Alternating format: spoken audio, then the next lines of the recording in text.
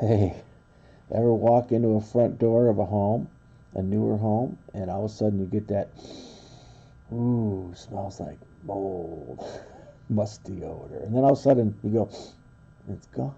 Like, whoa, what was that? Well, you know what? That could be a lot of different things. But today we're going to probably talk about some new products that are causing these types of odors. Now, in the old days, not I want to say old days, we had this stuff called synthetic stucco or drive it, and there was class action lawsuits because guess what? They didn't put it up right, and so it kind of went out of business. And the reason they put it up right is they forgot to put in what's called a rain screen or drainage plane. So when water would hit it, it would suck into it, but then it would just keep going sucking in until it rotted out the house. So there's supposed to be something at the backside, which is called a rain screen, and or a drainage plane or Tyvek. You've first seen the Tyvek, that blue stuff on homes. Well, the way to make it work properly is you're supposed to have two layers. Unfortunately, millions of homes didn't do that, and they all rotted out.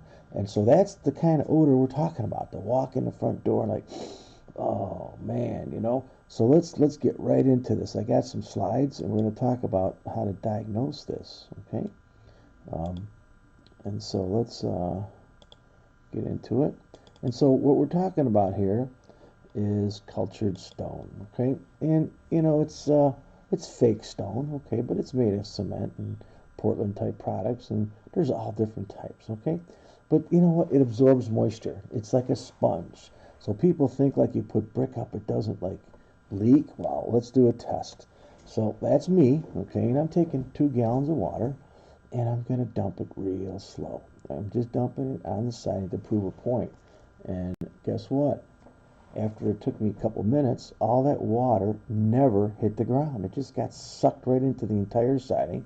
And there's your thermal image. There's 2.5 gallons of water sitting right there. Now think about this.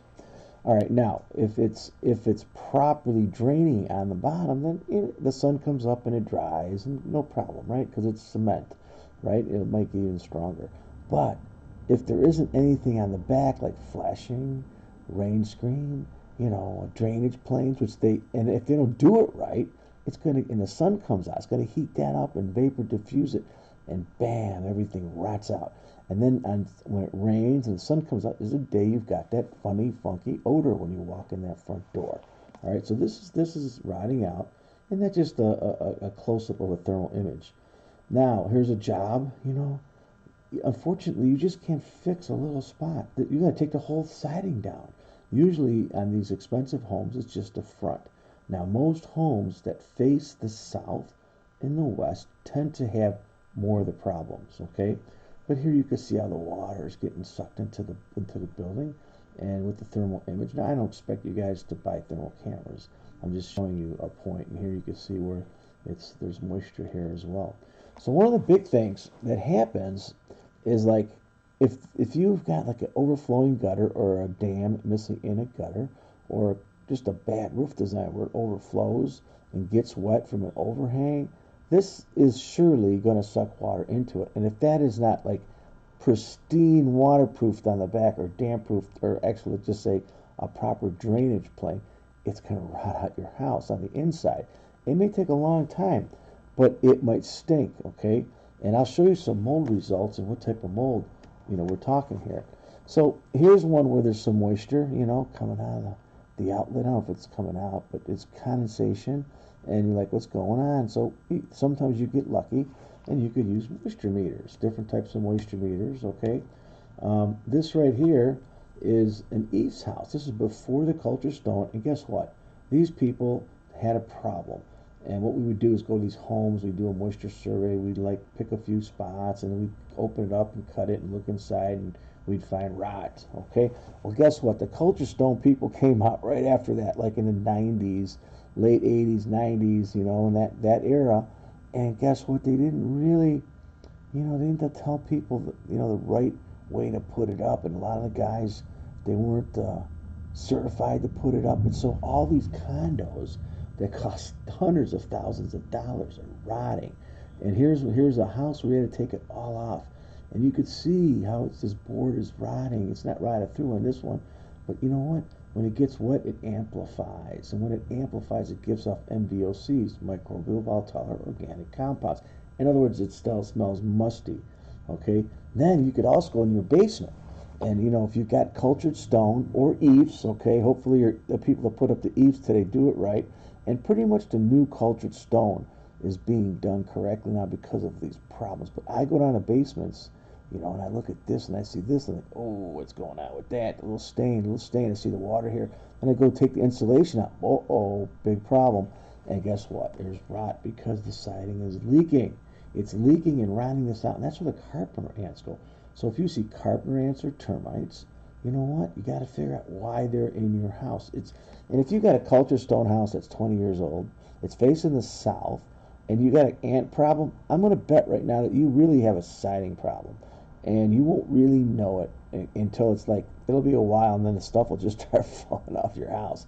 But in the meantime, you're going to be living with that, and you're not going to sell that house if the home inspector figures it out. That's a $30,000 problem generally, okay? And so you go down to the basement a lot of times and check. And these people already had an issue. That's why everything's painted white. But you can see we're looking in here, and it's musty, it's moldy, and it's rotted. And then you got to go outside and start putting scaffold up and taking it down. And look at this. There is nothing between this stone, that mortar joint, and the mesh. Nothing. And guess what? It's not going to work. And they did tons of homes like that.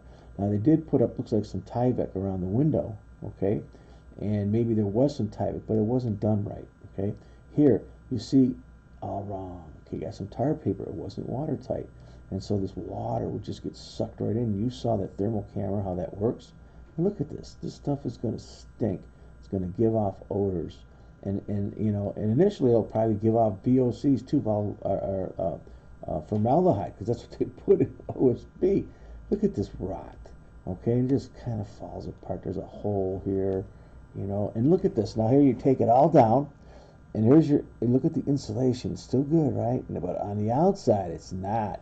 And look at the drywall. Looking good. You can't see it in the drywall. A lot of times, if you don't time it right, you can't even find it with the moisture meter because it's a slow process. This took about 14 years for this to happen. And you could see here again, here's your cultured stone. It's all black. And they put the cultured stone on the mesh, and they didn't like waterproof the corners. They didn't put in the flashing, And these corners always are the worst. They rot out because none of this is done right. First you have to have flashing, counter flashing, step flashing. Then you got to have the proper flashing on your corners. You got to have your rain screen, your drainage plane. Man, you got to know what you're doing putting this stuff up. This is a serious installation.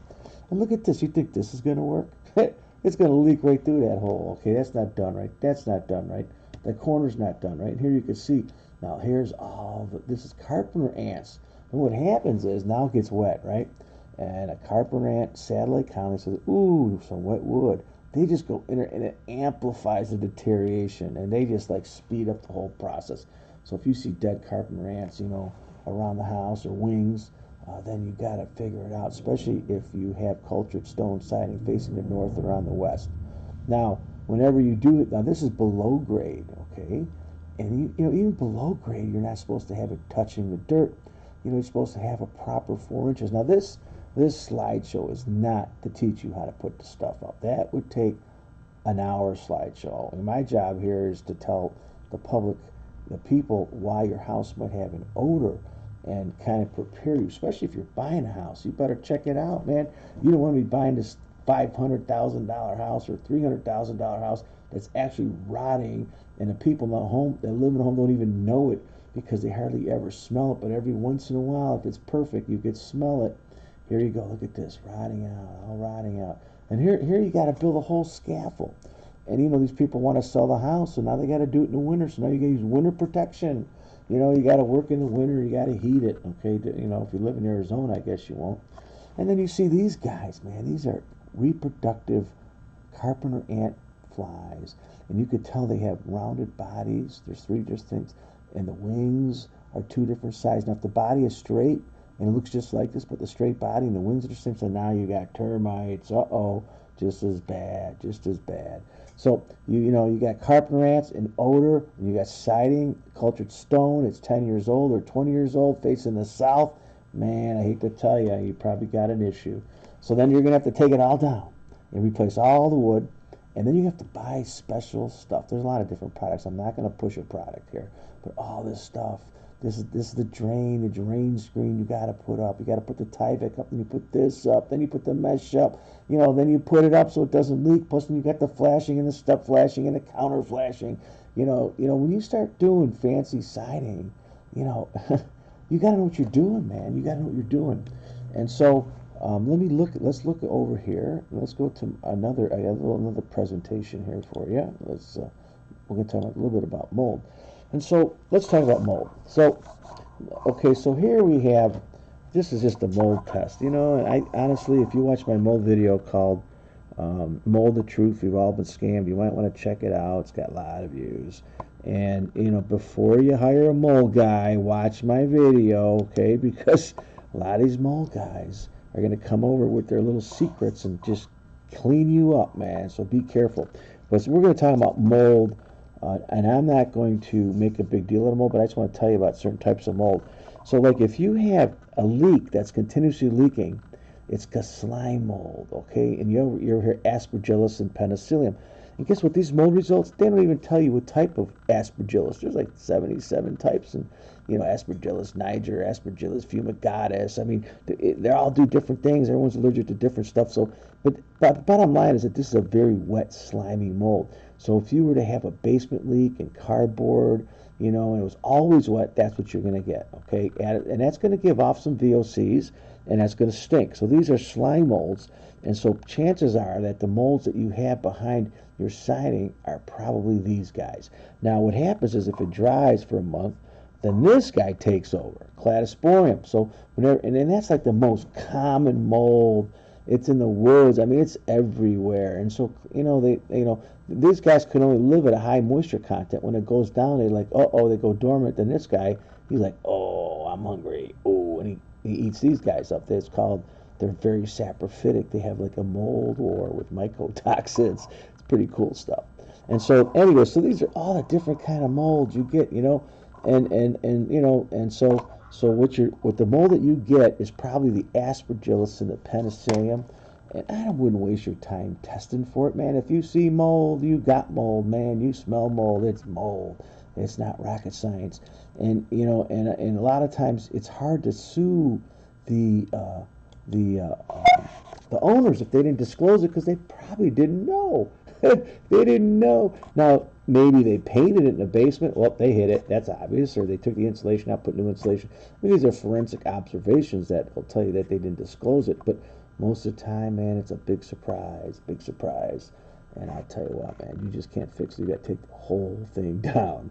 So you're buying a culture stone home or an eaves home, you better have it inspected. You better know what you're doing. You can hire a good home inspector and make sure he knows what he's doing. I know up there in Cleveland, I've done about, 17,000 homes for 33 years. I kind of know what I'm doing, but I don't do the forensic, moisture testing of the walls. I have the gauges, and I do the obvious stuff, but there are companies that will actually do surveys, very, very expensive. So, if you buy a home with cultured stone, the whole house is cultured stone, you better save a couple thousand for sure just to do the moisture testing every so many years. So if you buy a house that's got any of these fancy sidings, it looks good from the outside, but it could be rotten from the inside. And you may not know it until you got that rainstorm and the sun and the wind. All of a sudden, ooh, wow, bummer. Anyways, I hope you guys enjoyed this. This was a culture stone musty odor inspection. I also have a lot of videos on this stuff. I got culture stone videos. I got about 300-400 videos. So check them out, man. Subscribe. And if you're in Cleveland or this Ohio area, I do consulting, expert witness work, and I have a service for people that are far away. It's called Call Marko with a Question. And usually in 15 minutes, I ask you the right questions. You send me some pictures. I could tell you your problem, and I pretty batting at about 98%. So I'm pretty good at solving odor, house problems, noise problems, shock problems, and whatever. I've been doing it for a long time. So, hey, thanks for coming on. Please subscribe and give me a couple thumbs up on this, all right? We'll watch some more videos.